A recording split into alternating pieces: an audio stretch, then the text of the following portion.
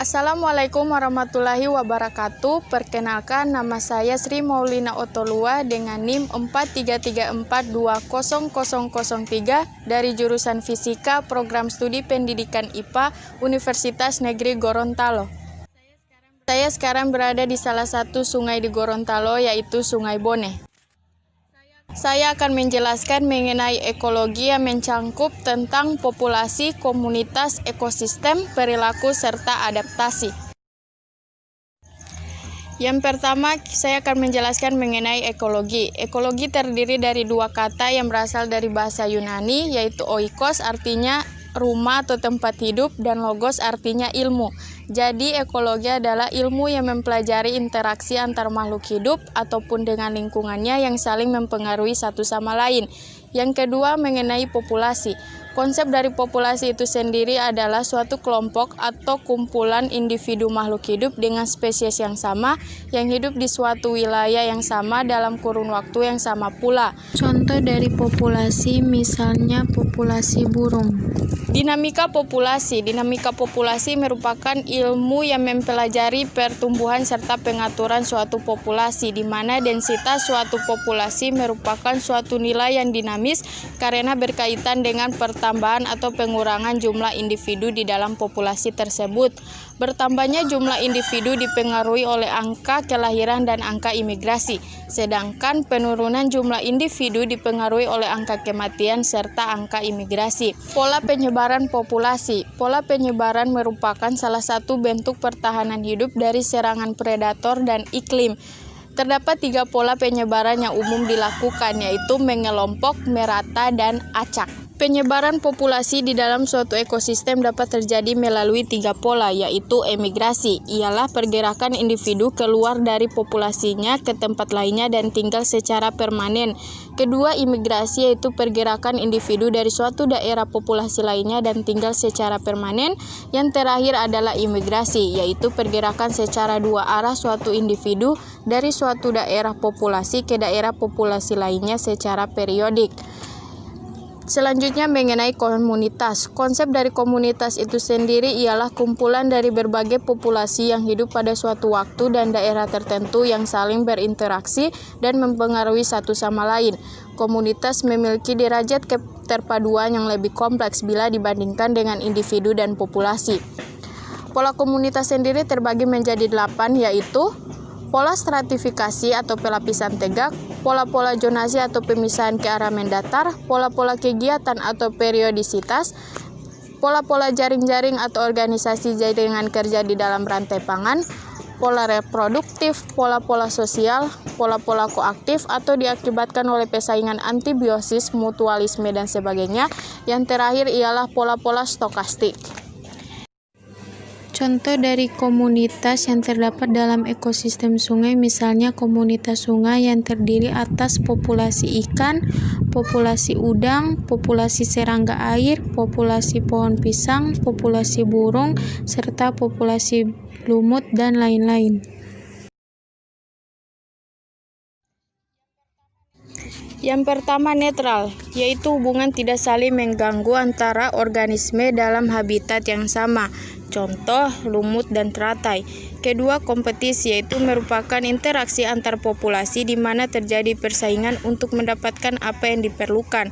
Contohnya, ikan nila dan ikan gurame yang sama-sama memerlukan lumut. Yang ketiga, komensalisme, yaitu hubungan antara dua organisme yang berbeda spesies di mana salah satu spesies diuntungkan dan spesies lainnya tidak dirugikan. Contohnya, ikan-ikan kecil yang berteduh di tumbuhan teratai. Keempat, simbiosis mutualisme, yaitu hubungan antara dua organisme yang berbeda spesies yang saling menguntungkan kedua belah pihak. Yang terakhir ialah parasitisme, yaitu hubungan antar organisme yang berbeda spesies di mana memberikan keuntungan salah satu pihak dan merugikan pihak lainnya. Contohnya lumut yang sering dimakan oleh ikan. Selanjutnya mengenai ekosistem. Konsep dari ekosistem itu sendiri merupakan hubungan timbal balik antara unsur-unsur hayati dengan non-hayati yang membentuk sistem ekologi atau tingkatan organisasi kehidupan yang mencakup organisme dan lingkungan tak hidup, di mana kedua komponen tersebut saling mempengaruhi dan berinteraksi. Di dalam ekosistem terdiri dari dua komponen, yaitu komponen biotik dan komponen abiotik. Komponen biotik yaitu organisme-organisme yang hidup dalam suatu ekosistem yang menjadi penyusun dan pengaruh terhadap ekosistem, yang terdiri atas produsen, konsumen, pengurai, dan penghancur. Contoh komponen biotik dalam ekosistem sungai adalah ikan, siput, keong, udang, kepiting, serangga air, lumut, dan lain-lain. Yang kedua mengenai komponen abiotik, yaitu komponen fisik dan kimia yang berperan sebagai medium atau substrat yang menjadi tempat berlangsungnya kehidupan. Komponen abiotik terdiri dari senyawa organik, anorganik, serta berbagai faktor yang mempengaruhi persebaran organisme, yaitu suhu, iklim, tanah, batu, sinar matahari, dan air, serta kandungan kimiawi yaitu oksigen dan mineral di dalam air, dan kelembapan udara. Ekosistem sendiri terbagi beberapa tipe, yaitu ada 3. Ada pertama ekosistem air, yaitu ekosistem air tawar, ekosistem sungai, ekosistem lamun, ekosistem laut, terumbu karang, ekosistem estuari, dan ekosistem pantai. Yang kedua ekosistem darat, yaitu hutan hujan tropis, karst atau gua batu kamping, tundra, taiga, hutan gugur, gurun, padang rumput, dan sabana. Yang terakhir ekosistem buatan, yaitu bendungan, hutan tanaman produksi tertentu seperti hutan pinus, hutan jati, dan lain-lain, sawah irigasi, sawah tada hujan atau agroekosistem, tanaman perkebunan, ekosistem pemukiman atau desa dan kota. Dan saya sekarang berada di salah satu ekosistem sungai yang merupakan sebuah hubungan timbal balik yang berasal dari semua makhluk hidup dengan lingkungan yang berada di kawasan sungai yang meliputi hulu sungai hingga ke badan sungai, lalu ke hilir sungai hingga akhirnya berakhir di muara sungai. Selanjutnya mengenai rantai makanan atau biasa disebut jaring makanan adalah suatu ekosistem makhluk hidup, yaitu perpindahan energi makanan dari sumber daya tumbuhan melalui seri organisme atau melalui jenjang makanan di mana suatu organisme memakan satu sama lain untuk mendapatkan energi dan nutrisi dari organisme yang dimakan. Dalam rantai makanan terdapat 3 macam rantai pokok yang menghubungkan antar tingkatan trofik, yaitu rantai pemangsa, yaitu rantai makanan yang terjadi ketika hewan pemakan tumbuhan dimakan oleh hewan pemakan daging. Rantai sporofit, yaitu rantai makanan yang terjadi untuk mengurai organisme yang sudah mati. Rantai ini muncul karena adanya dekomposer. Yang ketiga rantai parasit, yaitu rantai makanan yang terjadi karena terdapat organisme yang dirugikan. Ada 2 tipe dasar rantai makanan. Yang pertama, rantai makanan rerumputan, yaitu rantai makanan yang diawali dari tumbuhan pada trofik awalnya. Kedua, rantai makanan sisa atau detritus, yaitu rantai makanan yang tidak dimulai dari tumbuhan, tetapi dimulai dari detritivor.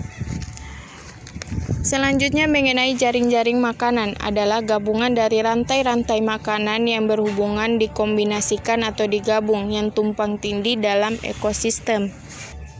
Kemudian mengenai siklus energi dan materi. Siklus energi. Pada siklus ini lebih ditekankan pada perputaran energi yang terjadi di antara komponen ekosistem. Siklus energi ini diawali dari energi matahari yang ditangkap oleh produsen, kemudian terus berputar tiada henti pada konsumen dan semua komponen ekosistem. Kedua, mengenai siklus materi. Pada siklus materi lebih ditekankan pada perputaran materi yang terjadi di antara komponen ekosistem. Materi yang menyusun tubuh organisme berasal dari bumi. Materi yang berupa unsur-unsur terdapat dalam senyawa kimia yang merupakan materi dasar makhluk hidup dan tak hidup. Materi itu antara lain siklus air, siklus oksigen, siklus karbon, siklus nitrogen, dan juga siklus sulfur.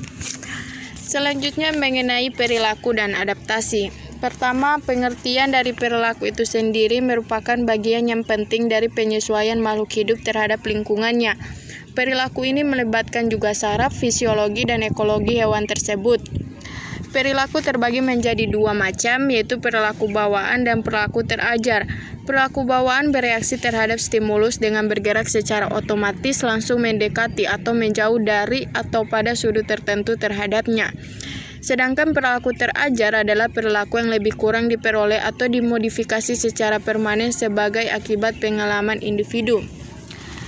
Sedangkan mengenai adaptasi. Adaptasi adalah cara makhluk hidup untuk menyesuaikan diri dengan lingkungan hidup di mana mereka tinggal. Adaptasi ini diperlukan oleh makhluk di bumi karena setiap lingkungan di bumi memiliki karakteristik sendiri. Adaptasi terbagi menjadi 3 macam, yaitu adaptasi morfologi, adaptasi fisiologi, dan adaptasi tingkah laku. Adaptasi morfologi adalah cara penyesuaian makhluk hidup terhadap lingkungannya melalui bentuk tubuh dan struktur tubuh luar atau alat-alat tubuh makhluk hidup. Sedangkan adaptasi fisiologi adalah cara penyesuaian makhluk hidup terhadap lingkungannya melalui perkembangan fungsi pada organ-organ tubuhnya. Adaptasi fisiologi sulit diamati karena terjadi pada bagian dalam organ tubuh makhluk hidup. Sedangkan adaptasi tingkah laku adalah cara penyesuaian makhluk hidup terhadap lingkungannya melalui respon tingkah lakunya.